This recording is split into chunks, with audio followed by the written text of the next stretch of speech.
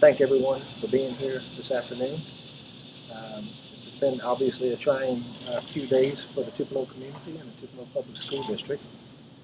It's important that everyone understands, primarily our students and our staff are safe in the Tupelo Public School District. We have taken every precaution and every step possible to ensure the safety of our students. And we're especially grateful for our partnership with the Tupelo Police Department. We're grateful for our internal security team, and we're grateful for our partnership with the city of Tupelo. So thank you, and I'm available for any questions. Thank you for coming. Also, like Dr. Piku said, the safety of our children is of our utmost concern. And what I'd like everybody to know and understand is that we have made an arrest this morning in the early morning hours here in Tupelo, thanks to Pontotoc Police Department and Oxford Police Department, who actually broke this case for us. So we were able to make that arrest, and we are still investigating this case. We have not ceased.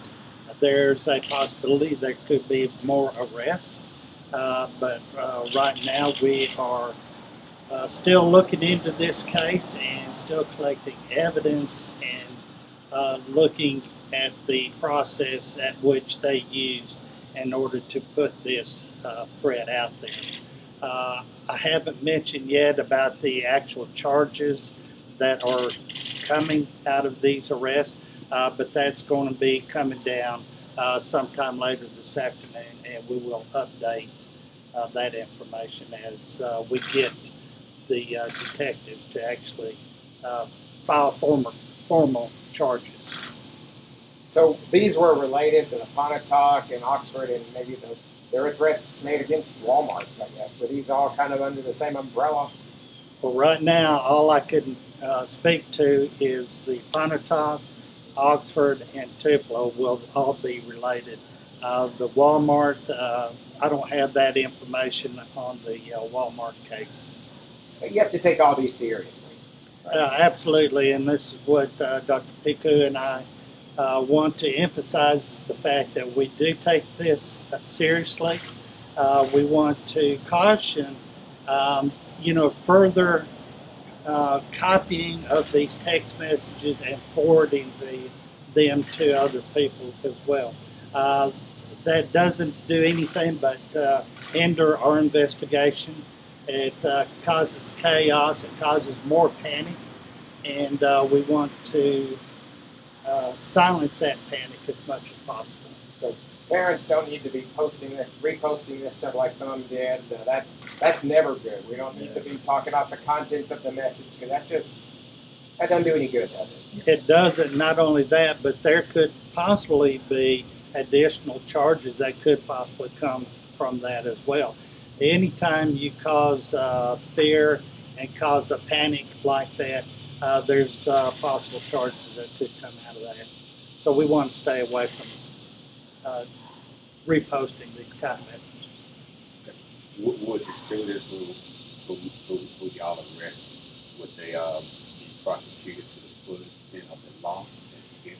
You have to understand these were juveniles, and so we will have to follow our juvenile system on how we prosecute them. So we'll have to just wait and see. I heard you speak in singular and then plural, so exactly how many arrests were made?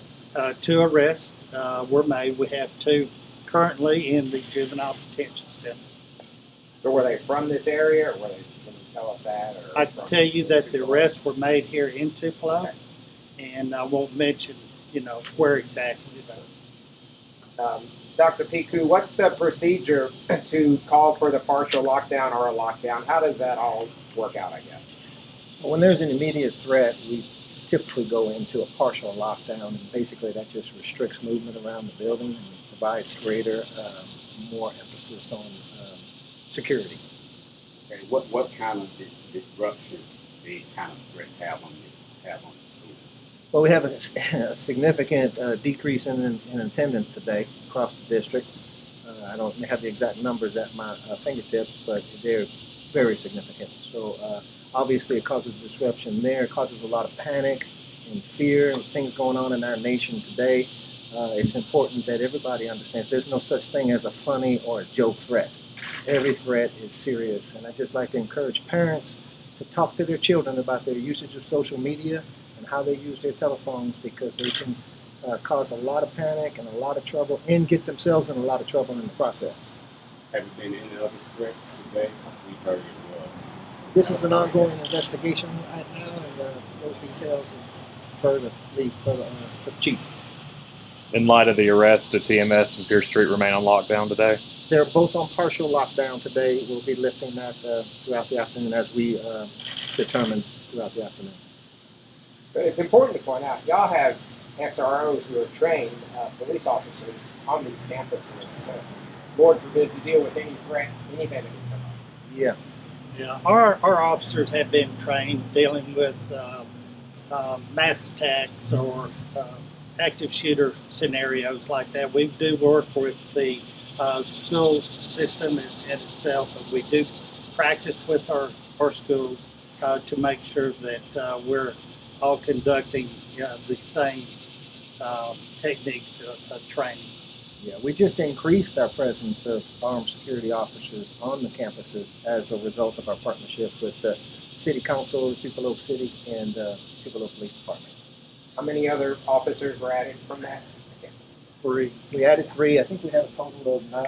Yes. We've got total of 9 officers, Tupelo Police Department officers on our campuses, and interior security detail as well of our own interior security team. So we're going to continuously increase and evaluate our needs, and we just conducted a very extensive security audit throughout the district, and we're following the recommendations of that audit. Yeah. Okay. Thank you, guys. Thank you. Appreciate it. Appreciate it. Thank you.